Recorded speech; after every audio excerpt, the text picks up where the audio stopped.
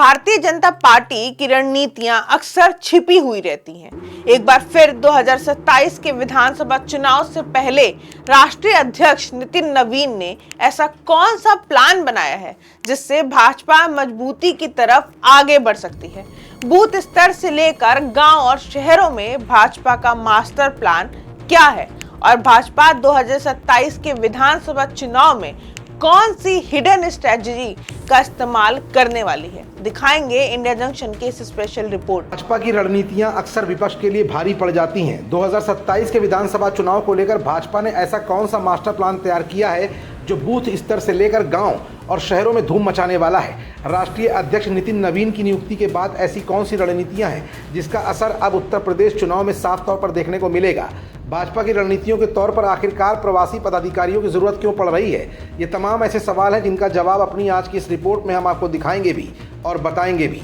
UP में अगले साल होने वाले विधानसभा चुनाव से पहले भाजपा अपने बूथों और शक्ति केंद्रों की ज़मीनी हकीकत परखेगी। इसके लिए प्रवासी पदाधिकारी हर बूथ तक जाएंगे और पड़ताल करेंगे। उसके बाद वो बूथ कमेटियों का फीडबैक देंगे। जहां ज़रूरत होगी वहां बदलाव किए जाएंगे।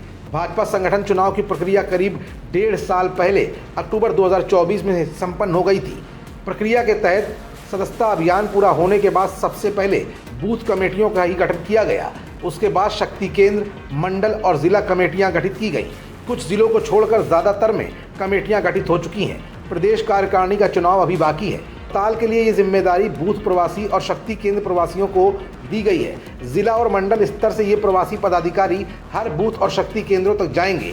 इनके गठन को 1.5 साल हो चुका है। ऐसे में प्रवासी पदाधिकारी परखेंगे कि बूथ स्तर पर शक्ति केंद्र कमेटियां ठीक से काम कर रही हैं या नहीं। वहां के जनप्रतिनिधियों, पदाधिकारियों के अलावा क्षेत्र के लोगों से भी फीडबैक लिया जाएगा। कोई पदाधिकारी निष्क्रिय है या अब क्षेत्र में नहीं रहता है तो उसका ब्यौरा जुटाया जाएगा। जाना जाएगा कि किसी अन्य तरह की कोई शिकायत तो नहीं है। ये ब्यौरा इकट्ठा करके वो जिला और प्रदेश नेतृत्व को भेज देंगे। उसके हिसाब से कोई बदलाव करना ज़रूरी होगा तो किया जाएगा। प्रदेश में अगले ही साल विधानसभा चुनाव होने हैं। ऐसे में पार्टी अपने नए संगठन को दुरुस्त करना चाहती है।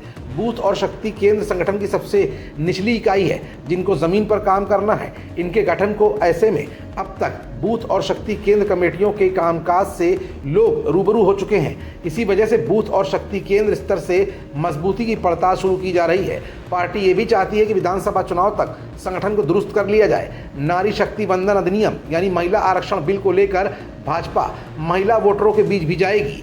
इसके लिए नारी शक्ति वंदन अभियान चलाया जाएगा। इसके तहत महिलाओं के बीच जाकर आयोजन किए जाएंगे। साथ ही बूथ स्तर तक उनको जागरूक किया जाएगा। दिल्ली में भाजपा के राष्ट्रीय अध्यक्ष नितिन नवीन ने इस अभियान के संबंध में विभिन्न प्रदेशों के अध्यक्षों और महामंत्री संगठन के साथ बैठक कर ली है। यूपी में अभियान का पूरा कार्यक्रम जल्द जारी होगा।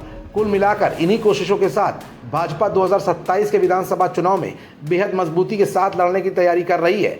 अब ऐसे में देखना यह है कि विपक्षी दल समाजवादी पार्टी सरकार को किस हद तक टक्कर दे पाता है। जंक्शन, खबरों का जंक्शन।